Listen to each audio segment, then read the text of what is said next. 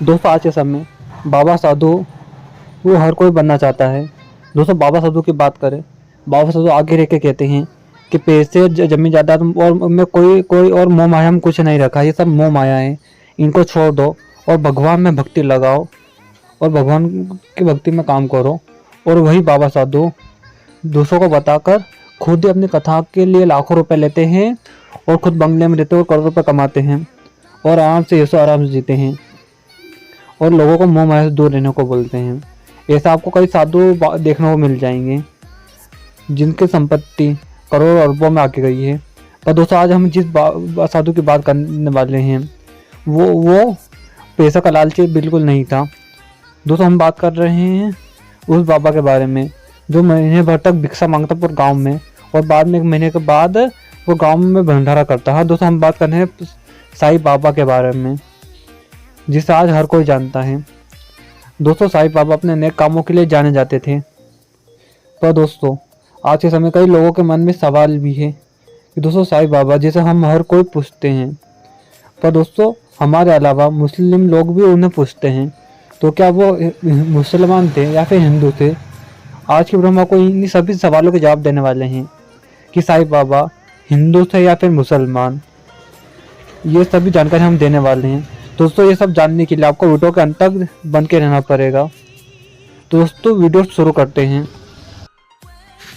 साईं बाबा की बात करें तो साईं बाबा बहुत ही विद्वान हो करते थे। वो किसी भी तरह की समस्या को सुलझा दिया करते थे, फिर वह लोग कैसी भी हो, उनके लिए हर समस्या आसान हुआ करती थी।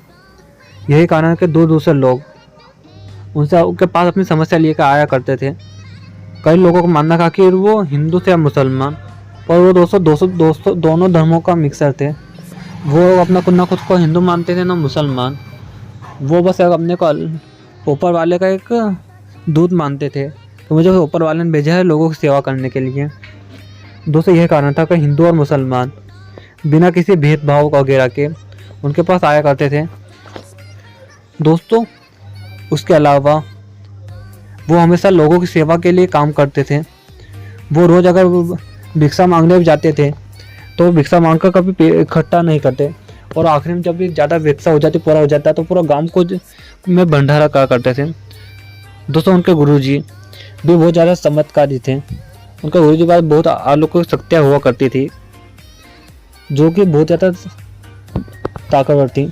दोस्तों उनके गुरुजी के पास ऐसी ऐसी शक्तियाँ थी जो कि अच्छे लोगों को ठीक कर देती तो बीमार हो गए थे। यही कारण था दोस्तों कि साईं बाबा 12 सालों तक उनके पास ही रहे और उनके पास रहते रहते उन्होंने 12 सालों में अपने गुरुजी से सारी शक्तियाँ सीख ली थी।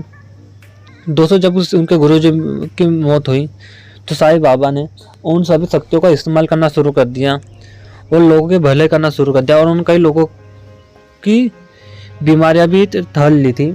जो भी लोग बीमार होकर आया करते थे वो सारी बीमारियां अपने ऊपर ले लिया करते थे जिससे वो ठीक हो जाया करते। यही कारण था कि दूर से लोग उनके पास आया करते थे।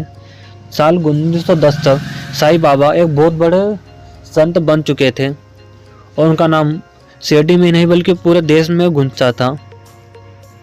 दोस्तों उनका रहन सहन बिल्कुल अलग था। जिस तरह मुस्लिम फकीर रहते हैं उसी तरह साईं बाबा रहा करते थे। और दोस्तों इसके अलावा साईं बाबा अपनी बोली के लिए भी जाना था। उनकी मीठी बोली ऐसी थी कि हर कोई उनके पास आ जाया करता और उनसे बातचीत कर लिया करता था।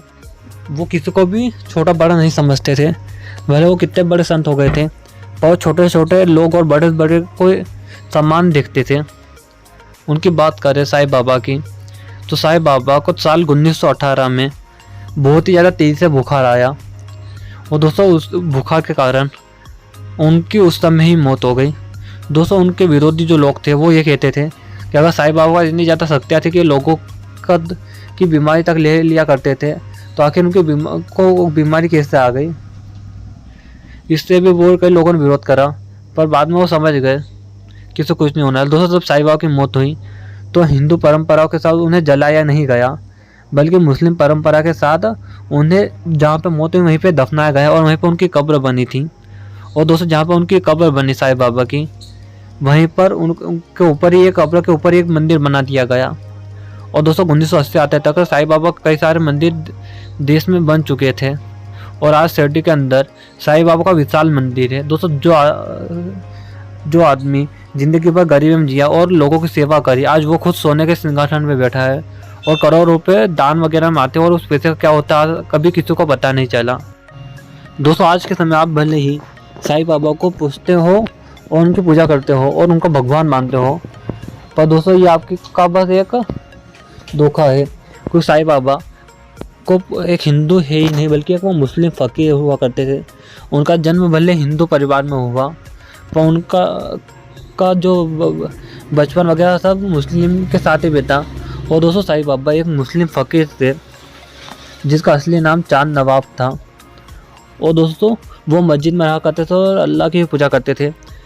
और दोस्तों उनका बस एक ही बात बोलते थे, अल्लाह ही मालिक है। लेकिन बाद में कुछ लोगों ने उसका बदल कर सबका मालिक एक कर दिया। और दोस्तों यही कारण है कि आज जो लोग हैं जो साईं बाबा को मानने से बिल्कुल मना कर दिया है। दोस्तों वो क्योंकि हिंदुओं के भगवान ही नहीं बल्कि मुसलमानों के भगवान हैं। दोस्तों आपको क्या लगता है साईं बाबा के बारे में कि साईं बाबा हिंदू या मुसलमान? मैंने अपनी सोच बता दी, आप अपनी सोच ज़रूर बताएं कि आप साईं बाबा के बारे में क्या सोचते हो, कमेंट में ज़रूर लिखें।